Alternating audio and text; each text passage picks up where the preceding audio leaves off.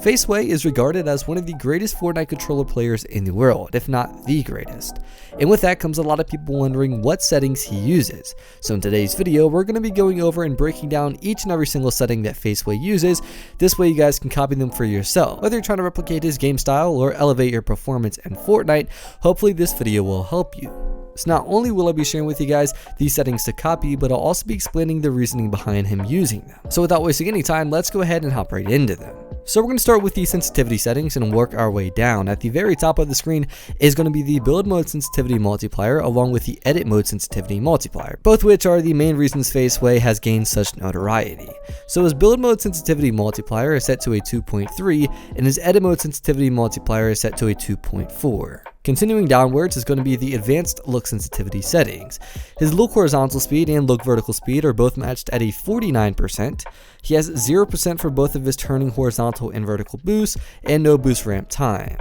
Then going downwards is going to be the aim down sights sensitivity or ADS. This of course will affect when your aim down sights are using left trigger when you are taking shots at opponents. His ADS look horizontal speed as well as vertical speed are both going to be matched at a 23%, and just like his look sensitivity, there is no boost at all, so do not worry about these. Next downwards is going to be the advanced sensitivity settings.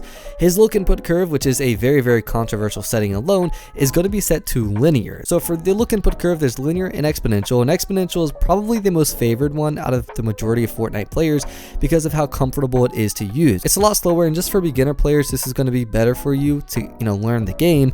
Whereas when it comes to linear, this is a way more of a raw stick input, meaning basically everything's going to turn a lot faster. The game's going to react quicker when you do move your right analog stick. So again, Faceway does use the linear look input curve, which is pretty much one of the main reasons he's able to move around, edit, and build so quickly and efficiently compared to pretty much every other player. And then his look dampening time, which is the setting above this, is going to be minimized all the way to a 0.00 seconds. He does this to pretty much emphasize the linear look input curve. This is going to make it so everything is as fast and snappy as it possibly can be. Going downwards is going to be the controller dead zone settings. For the left stick dead zone, he uses a 5%, which really doesn't affect too much, but the right stick dead zone, which is way more important, is also going to be all the way down at a 5%. So the right stick dead zone is obviously going to control your right analog stick, which is used for building, editing, aiming, truthfully everything in Fortnite.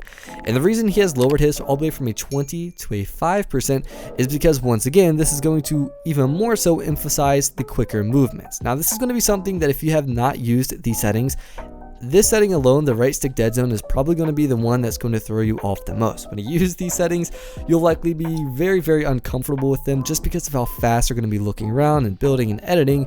So I really would recommend, maybe if you try these settings out and they feel way too fast for you, maybe raise this setting to like a 10%. But for Faceway himself, well, he uses a 5%. So those are his sensitivity settings. Those of course are mainly going to affect not only your aim down sight sensitivity or when you're taking shots at opponents with accuracy, but it's also really going to affect the build and editing that you do throughout a game. And this is the main reason he's able to do everything so swiftly, and like within a blink of an eye he's edited like 3 balls. That's mainly because of his dead zone settings and also his edit mode sensitivity multipliers, and then more importantly, the linear look input curve. And the next is going to be his keybinds. Of course, a lot of people always wondering what keybinds he uses, and to be honest, I've actually used these exact same keybinds for well over a year, and I can certainly vouch for them. They are outstanding for controller Fortnite. Now it should be stated he plays on an Xbox One controller, although these can be used on a PS4 controller, and more importantly, this is very important for these exact keybinds, he plays claw. So he uses a claw grip where his right index finger is actually pressing the A, B, Y, and X buttons.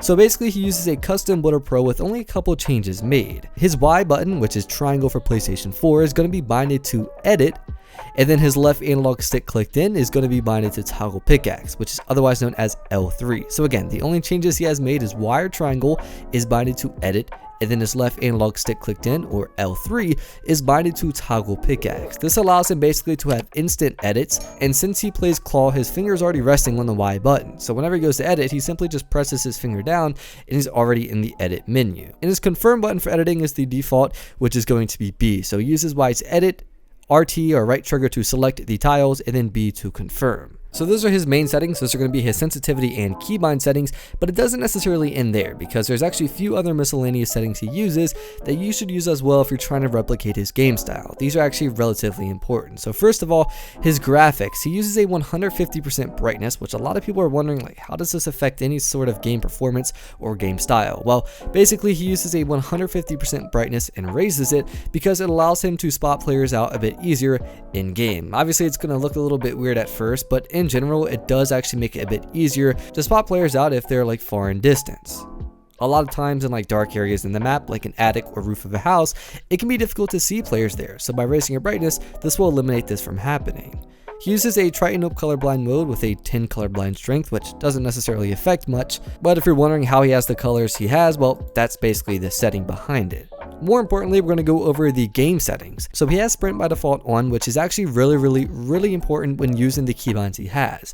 Considering left analog stick is actually binded to toggle pickaxe now, well, we have no sprint button, so sprint by default is quite honestly necessary if you're using his settings. He has auto open doors on, which is actually really important, and it might seem like kind of useless or not even significant, but when you think about it, when you're editing a lot of walls, a lot of times you might accidentally edit a door instead of like a corner edit. Well, when having auto open doors selected on like he does, well, it just allows you to run right through the door. So for example, if you were to have this off and you accidentally make a door edit instead of a corner edit, you'd have to leave your edit menu, manually open the door, then go back into your edit menu. Auto open doors just basically allows you just to run right through it. It doesn't slow you down at all, and truthfully, it's very important if you're editing a lot throughout the game. He has reset building choice on, which is very important, as most people should have this on. Turbo building is on as well. And then the setting a lot of people wonder if he has on or off, and I'm constantly asked about this setting, is confirm edit on release. And believe it or not, he actually has this setting off. Since his keybinds are so perfect and very efficient for editing quickly and confirming quickly, there's really no use for confirm edit on release. This honestly will just slow down his edits quite a lot. So if you're looking to play and edit as quickly as him, make sure you do have confirm edit on release off, even if you've been using it for quite some time now. And then very lastly, the final setting, which is honestly is a very insignificant setting, is going to be his HUD scale, which is actually minimized to a 50%. The main reason I'm even including this in this video is because this setting actually kind of does make a difference. It will allow you to see more of the game itself. Most people use a 100% HUD scale. It takes up too much of the corner and really can block out some things that really could matter when you are playing in game. So again, this setting doesn't really affect too much, but it is kind of important nonetheless. Again, that is his HUD scale at 50%. Now, believe it or not, that's going to be all of the settings of Faze Sways in this video. We went over everything from his sensitivity settings, his look input curve, his dead zones, his keybinds, and explained why they work so well for him. We also talked about some miscellaneous settings like brightness and his colorblind mode, and then talked about some game settings, such as confirm edit on release and whether or not he uses it, as well as auto open doors and why this is actually a relatively important setting for not only him, but anyone else that wants to build and edit as smoothly and quickly as he does.